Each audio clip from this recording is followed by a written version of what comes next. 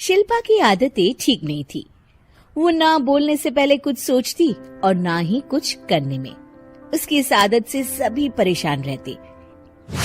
बहन, घर पर मेहमान आए हैं और शक्कर खत्म है, थोड़ी शक्कर दे दो, मैं बाजार जाऊंगी तो ले आऊंगी। अरे शिखा बहन, तुम तो माफी करे, जब देखो तुम्हारे घर में कुछ न कुछ खत्म ही रहता है। अरे शिल्पा, चिल्ला क्यों रही हो? कहा ना घर में मेहमान बैठे हैं, सुन लेंगे। सुन लेंगे तो सुन ले, तुम लोगों की मांगने वाली आदत तो बंद होगी। अच्छा शिल्पा, ना दो शक्कर, लेकिन बात तो अच्छे से करो। एक कटोरी शक्कर के लिए तुमने मेरी बड़ी बेइज्जती कर दी। शिल्पा बड़बड़ाते अंदर चली जाती है तो शिखा भी घर चली जाती है। माँ, क्या हुआ? अरे कुछ नहीं बेटा, पता नहीं कहाँ कहाँ से ऐसे पड़ोसी आ जाते हैं, जब देखो तब कुछ न कुछ मांगने के लिए घंटी बजाते हैं। अब घंटी बजे तो दरवाजा ना खोलना। पता नहीं माँ की ये आदत कैसे बदलेगी, किसी को कुछ भी बोल देती है, बोलने से पहले सोचती भी नहीं। शिल्पा की ये आदत दिन ब दिन बढ़ती ही जा रही थी। एक दिन शिल्पा के दरवाजे सब्जी वाला आया। सुनो भैया, मुझे ये भिंडी, टिंडे, लौकी और आलू के साथ 1 किलो प्याज दे दो। जी बहन जी। वो एक एक कर सारा सामान पैक कर देता है। कितने पैसे दूं? 220 रुपए पूरे। अरे इतना महंगा नहीं, हाँ मैं तो सिर्फ 150 दूंगी। नहीं, पैसे तो पूरे लूंगा, नहीं तो सब्जी वापस कर दो। ऐसे कैसे वापस कर दूंगी? मैं तो एक भी सब्जी वापस नहीं करूंगी।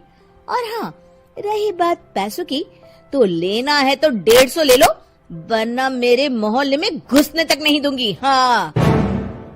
अरे नहीं बहन, हम लोग गरीब लोग हैं, ऐसा ना करो। पकड़ो ये 150 और दफा हो जाओ। शिल्पा की बेटी अंदर से ये सब देख रही थी। शिल्पा, तूने तो हद कर दी।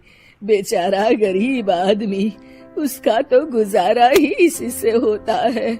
बोलने से पहले सोचा कर बेटा। माँ आप चुप रहो, घर चलाना बच्चों का खेल नहीं, और वैसे भी इतनी महंगी सब्जी थोड़ी ना होती है। आपको तो सिर्फ खाने से मतलब है, लेकिन मुझे तो सब सोचना पड़ता है ना।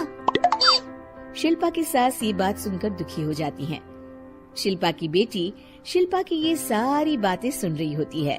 शिल्पा की बेटी एक दिन माँ से कहती है, माँ, ओ माँ, जरा यहाँ तो आना। ओहो, क्या हुआ? क्यों चिल्ला रही हो ऐसे बेटा? हुआ क्या? ये देखिए मेरी स्कूल की ड्रेस कितनी गंदी हो गई है, इसे कौन धोएगा? लेकिन ये तो साफ है बेटा, मैंने अपने हाथ से खुद साफ किया है। माँ, ये ड्रेस इतनी गंदी है कि मैं इसे पहन ही नहीं सकती। चलो मुझे बाजार से नई दिलाओ। शिल्पा दुखी हो जाती है और वहाँ से चली जाती है कि तभी सामने उसकी सास मिल जाती है। शिल्पा, अरे ओ शिल्पा, ये क्या सब्जी बनाई है? ऐसे भी कोई सब्जी बनाता है? शिल्पा सास की इस हरकत से सख्ते में आ जाती है।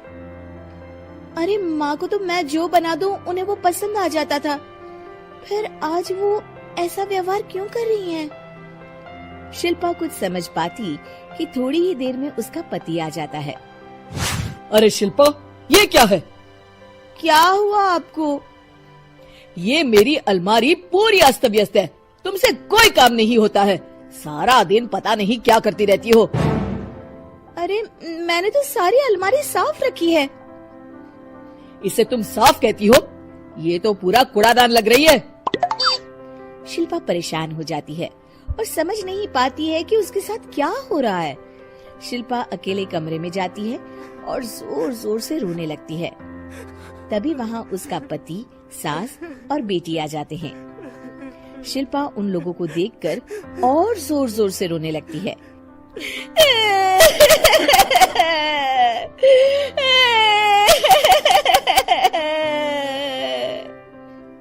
कि तभी उसकी सास उससे कहती है, क्या हुआ?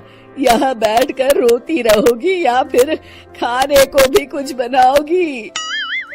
माँ पहले आप बताएं, आप लोगों को क्या हुआ है जो मुझसे ऐसा व्यवहार कर रहे हैं? वही हुआ है जो तुम्हें रोज होता है। मैं समझी नहीं। माँ, आज घर वालों ने आपसे बुरा व्यवहार किया तो आपको कितना बुरा लगा ना? हाँ, मुझे बहुत बुरा लगा। मुझे अच्छा नहीं लगता कोई मुझसे इस तरह से बात करे।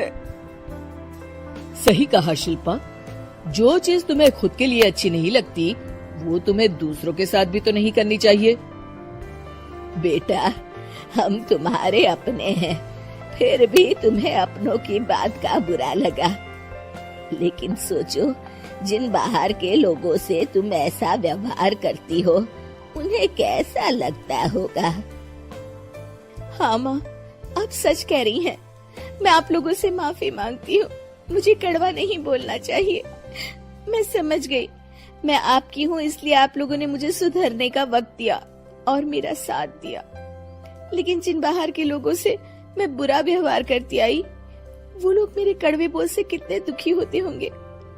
मैं वादा करती हूँ आज से ऐसा व्यवहार किसी के साथ नहीं करूंगी। सीख, हमें दूसरों के साथ वैसा ही व्यवहार करना चाहिए जो हम खुद के लिए अपेक्षा करते हैं।